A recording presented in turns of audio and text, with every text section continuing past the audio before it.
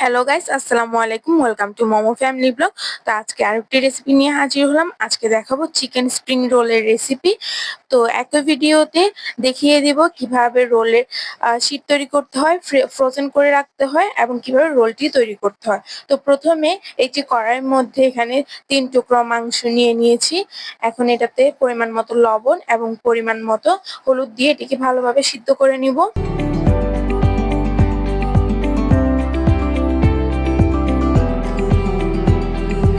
তো এই যে আমার সিদ্ধ করা শেষ।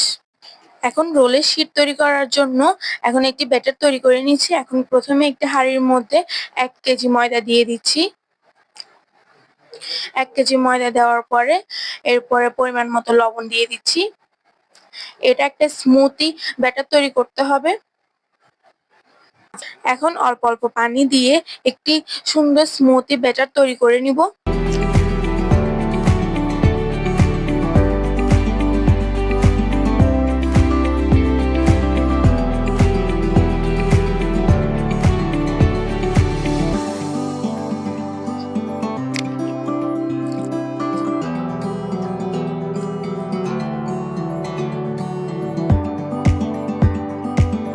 তো এরকম একটা স্মুথি ব্যাটার তৈরি করে নিতে হবে। এখন ব্যাটারটিকে একটু ছেঁকে নিতে হবে যাতে কোনো দানাদার কিছু না থাকে।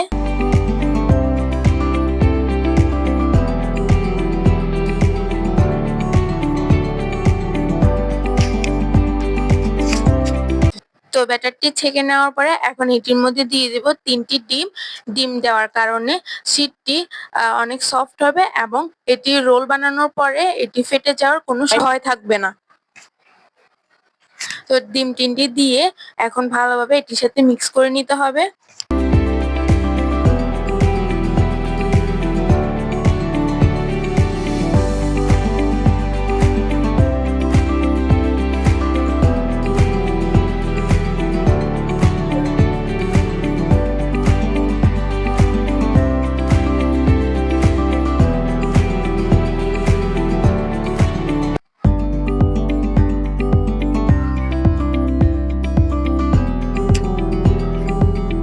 তো দেখুন কিভাবে এরকম একটা সফট ব্যাটার তৈরি করে নিলাম। এখন এটিকে রেস্টে রেখে দিয়ে এখন রোলের ভিতর যে পুরটি দিব সে পুরটি তৈরি করতে যাব। এখন চুলার মধ্যে একটি কড়াই বসিয়ে দিয়ে পরিমাণ মতো তেল দিয়ে দিব।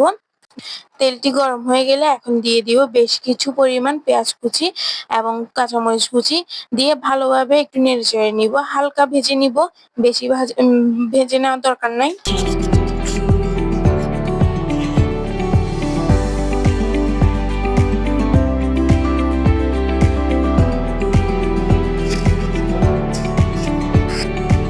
এখন এটির মধ্যে দিয়ে দিব 1 টেবিল চামচ আদা বাটা, 1 টেবিল চামচ রসুন বাটা দিয়ে ভালোভাবে নেড়েচেড়ে নিতে হবে।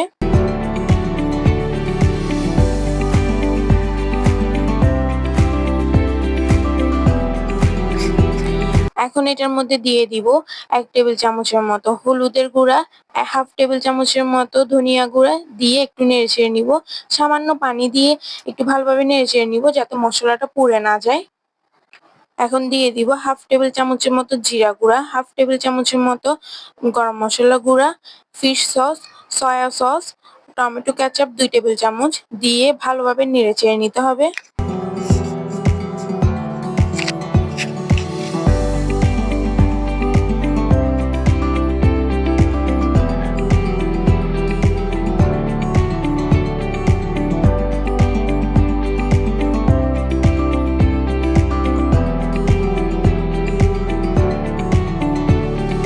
এখন দিয়ে দিব স্বাদ মতো লবণ।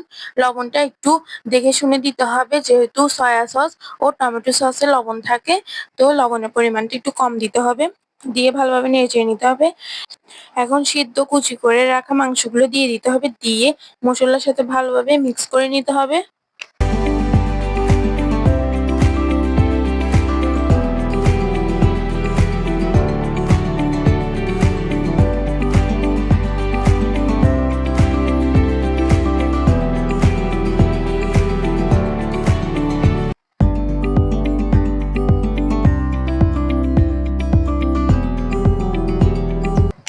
এখন দিয়ে দিব মটরশুঁটি। মটরশুঁটি দিয়ে একটু ভালোভাবে নেড়েচেড়ে নিতে হবে।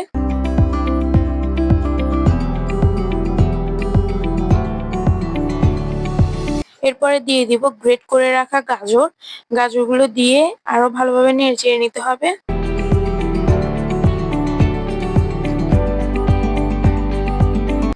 এখানে অনবরত এগুলো নাড়তেই যেতে হবে, নয়তো কড়াইতে লেগে পুড়ে যেতে পারে।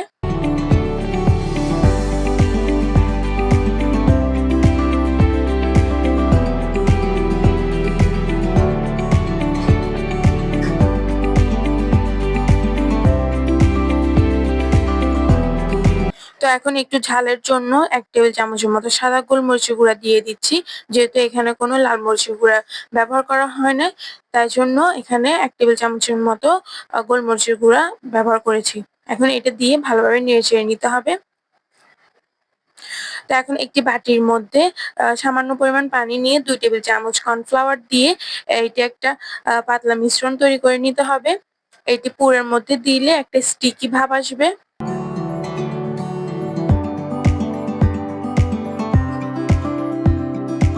তো এখন ওই পাতলা মিশ্রণটি দিয়ে দিব, দিয়ে একটু ভালোভাবে নেড়েচেড়ে নিব। এটার কারণে পুরটির মধ্যে একটা স্টিকি ভাব আসবে।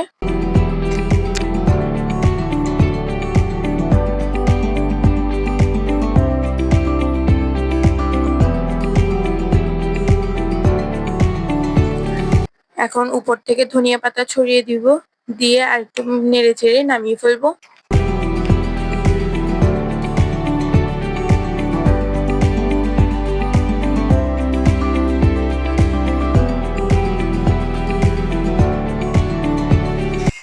তো এই যে আমাদের রোলের জন্য পুরটি একদম রেডি। এখন রোলের শীটগুলো তৈরি করে নিব। প্রথমে একটি প্যান বসিয়ে দিয়ে প্যানের মধ্যে হালকা একটু টিস্যুর মধ্যে তেল নিয়ে একটু হালকা ব্রাশ করে নিব। এখন পাতলা ব্যাটারটি দিয়ে দিব, দিয়ে একটু চারপাশ থেকে এভাবে নেড়েচেড়ে নিব। চুলার আঁচটা একদম লো হিটে থাকবে।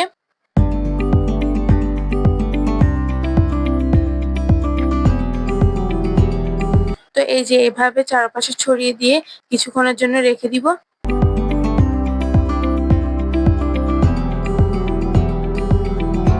যখন এটা এপিঠ হয়ে যাবে তখন দেখবেন চারপাশ থেকে একটু একটু উঠে আসতেছে, তখন অপর পিঠ উল্টে দিবেন। তো এই যে আমাদের একটি শীট রেডি। আপনাদের সুবিধার্থে আরেকটি রেডি করে দেখাচ্ছি। একটা শীট তৈরি করার জন্য মিনিমাম 30 সেকেন্ড টাইম লেগেছে।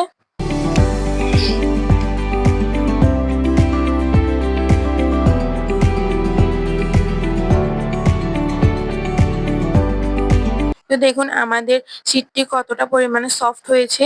এভাবে হাত দিয়ে মোড়ালেও শীটটি ভাঙছে না। তো এভাবে উল্টে পাল্টে সবগুলো শীট তৈরি করে নিব।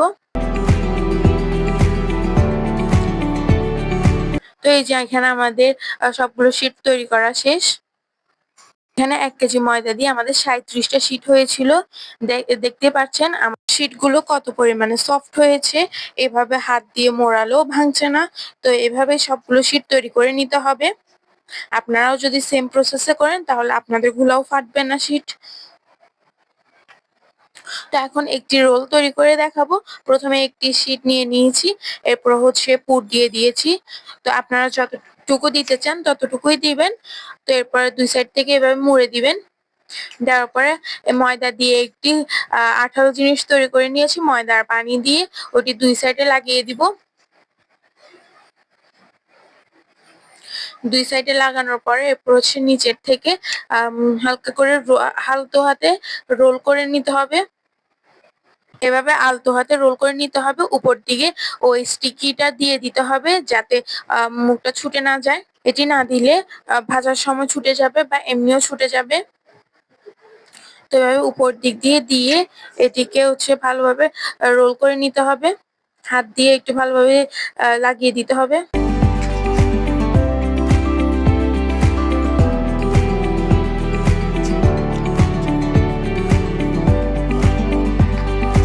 এই যে রোল তৈরি। তা আপনাদের সুবিধার্থে আরো একটি রোল তৈরি করে দেখাচ্ছি। সেম প্রসেসে সবগুলো রোল তৈরি করে নিব।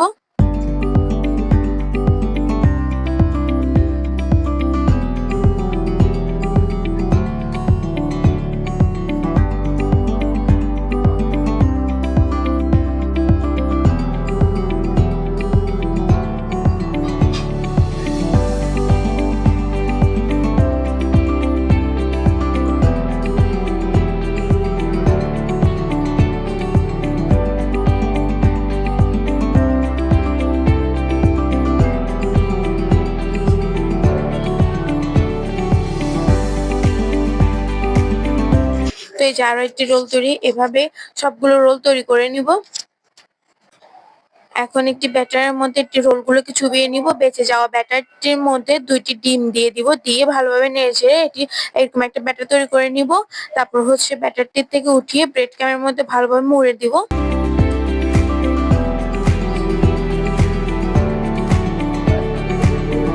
ব্রেড ক্রাম দিয়ে ভালোভাবে করে নিতে হবে, নয়তো তেলে ভাজার সময় ছুটে যেতে পারে।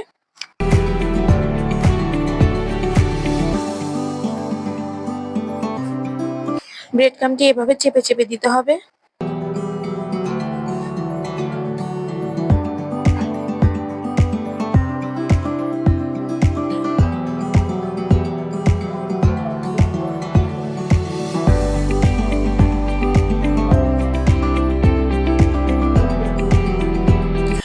তো এই যে এভাবে সবগুলো রোল তৈরি করে নিব। এভাবে ব্যাটারের মধ্যে দিয়ে তারপর হচ্ছে ব্রেড ক্রামের মধ্যে ভালোভাবে মিশিয়ে নিতে হবে। এভাবে সবগুলো রোল তৈরি করে নিতে হবে।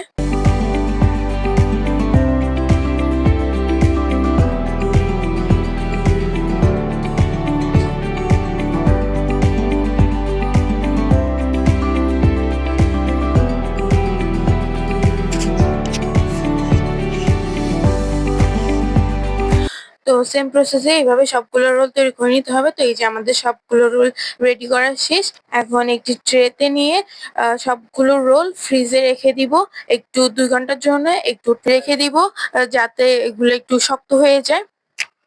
এখন একটি পাইপিং ব্যাগ নিয়ে এগুলো হচ্ছে ফ্রোজেন করে রেখে দিব।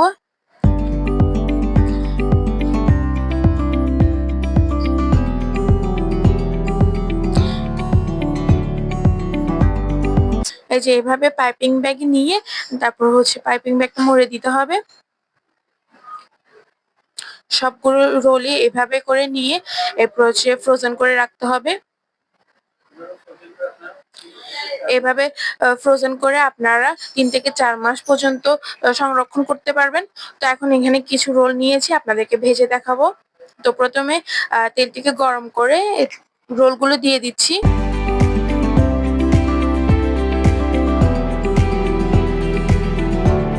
তো এগুলোকে উল্টে পাল্টে একটু ভেজে নিব। তো ভেজে নেওয়া শেষ, এখন হচ্ছে তেল থেকে উঠিয়ে নিচ্ছি।